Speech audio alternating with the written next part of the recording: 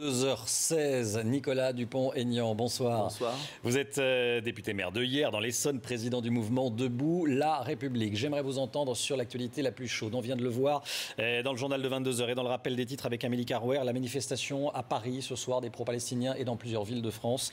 Ces manifestations se sont déroulées sans violence, contrairement au week-end dernier. Est-ce que ça veut dire que le gouvernement a eu raison de les autoriser, notamment le rassemblement parisien? Écoutez, moi j'avais toujours été hostile à l'interdiction des manifestations, car quand on interdit une manifestation, on met de l'huile sur le feu, et j'étais favorable à un encadrement très strict. Je remarque que la manifestation s'est correctement passée, comme dans tous les pays du monde, même en Israël, et je remarque aussi, et c'est ça qui est le plus triste, que la justice française est une nouvelle fois très laxiste face aux fauteurs de troubles, puisque les condamnations ont été dérisoires. Alors, il y a eu des peines de prison ferme. Oui, attendez, qui ont été peines de prison ferme qui ne seront jamais appliquées en vertu de la loi existante et qui sera encore pire avec la loi Taubira. Donc, dans cette affaire, moi, je retiens quoi? Je retiens qu'il y a des indignations. On a entendu le Premier ministre à l'Assemblée, je l'ai entendu, j'y étais cet après-midi. Indignation.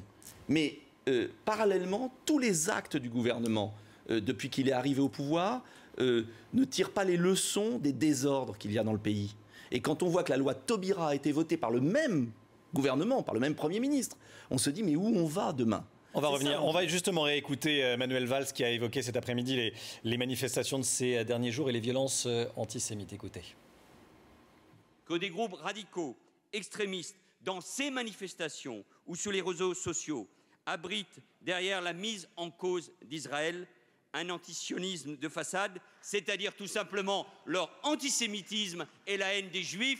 Il faut là aussi le dire et dire la vérité à ceux qui peuvent se retrouver dans ces manifestations. Et je l'ai dit ici même il y a quelques mois, il y a un nouvel antisémitisme qui s'est banalisé. Et même si c'est le fait d'une minorité, et je ne fais pas d'amalgame entre cette minorité et ceux qui manifestent, mais quand on se rend à une manifestation interdite, parce que quelques jours avant, il y a eu des slogans et des actes antisémites. Et quand on est un élu de la République, quand on est un maire d'arrondissement, on fait attention là où on met les pieds et avec qui on manifeste. Nicolas Dupont-Aignan, vous étiez cet après-midi à l'Assemblée nationale. Des députés de droite ont applaudi Manuel Valls. Est-ce que vous l'avez applaudi? Je ne l'ai pas applaudi parce que des déclarations comme celle-là, je la partage bien sûr. Qui n'a pas envie de lutter contre l'antisémitisme? En revanche, je ne l'ai pas applaudi parce que, je vous le dis, Manuel Valls, depuis qu'il est Premier ministre et même avant, passe sa vie à faire des déclarations d'indignation. Mais qui a laissé le désordre dans les rues? Qui a voté la loi de Taubira qui fait que des sauvages sont dans toutes nos cités? Alors aujourd'hui, on a appris que le parquet de Paris faisait appel des peines avec sursis pour ce qui s'est passé à Barbès, dans le quartier de Barbès à Paris. Mais aussi, il faut quand même en parler, une politique étrangère partiale. Car je suis désolé, je considère qu'Israël a le droit à sa sécurité. Mais en revanche, les Palestiniens ont aussi droit à leur État. Et ce qui est terrible dans ce qui s'est passé, c'est que la politique française a été très déséquilibrée depuis quelques mois. Je crois que la politique française devrait être plus forte à Gaza. Vous nous dites que François Hollande mène une politique pro-Israël? Bien évidemment. Pas pro-Israël, attention. Pro-gouvernement Netanyahou. Il y a beaucoup d'Israéliens qui estiment que Netanyahou est en train de plonger Israël dans une impasse. Et j'aimerais entendre le gouvernement aussi sur le martyre des chrétiens en Irak. On a un gouvernement qui est muet sur les problèmes de politique étrangère. Et je pense que si le gouvernement avait eu une voix plus forte, comme Jacques Chirac et Dominique de Villepin l'avaient eu en Irak, eh bien je peux vous dire une chose, je pense aussi qu'il y aurait moins de division nationale. Le gouvernement s'est prononcé sur les chrétiens d'Irak pour évidemment condamner ce qui se passe. Excusez-moi, attendez, il s'est prononcé, c'est la moindre des choses. Mais la question n'est pas simplement de dire c'est triste. Je ne sais pas si vous réalisez ce qui est en train de se passer à Mossoul. On met un signe, comme on a mis l'étoile jaune. Donc on ne peut pas, à Paris, critiquer l'antisémitisme et avoir une France muette sur le martyre des chrétiens, sur ce qui se passe aussi à Gaza. Il faut une politique équilibrée. Une question sur les chrétiens. On peut être juste. Une question sur les chrétiens d'Irak. Est-ce qu'il faut les accueillir en France et créer un pont humanitaire entre l'Irak et la France? Il faut, à l'évidence, mener une politique pour les Est-ce qu'il faut les accueillir en France? Mais on ne peut pas accueillir tous les chrétiens du Moyen et du Proche-Orient. En revanche, on doit avoir une politique beaucoup plus ferme.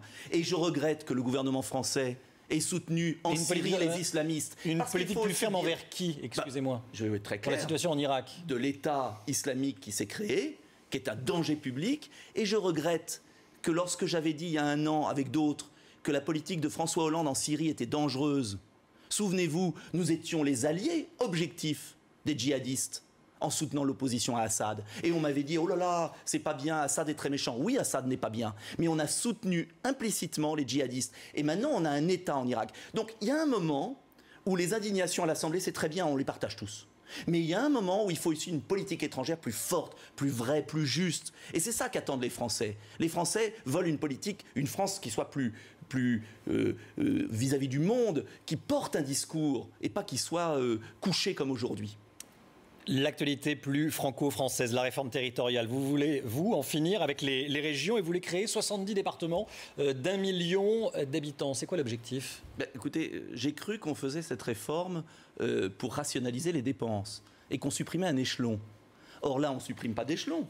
On fait des très grosses régions qui vont être des féodalités régionales avec les potentats. Et puis, on ne va pas supprimer le département parce que les régions seront trop grosses. Donc il va falloir inventer des délégations des régions. Enfin, donc on ne va faire aucune économie à la fin. Simplement, ça fait bien. On passe de 22 à 13. Alors les gens disent, oh, c'est bien.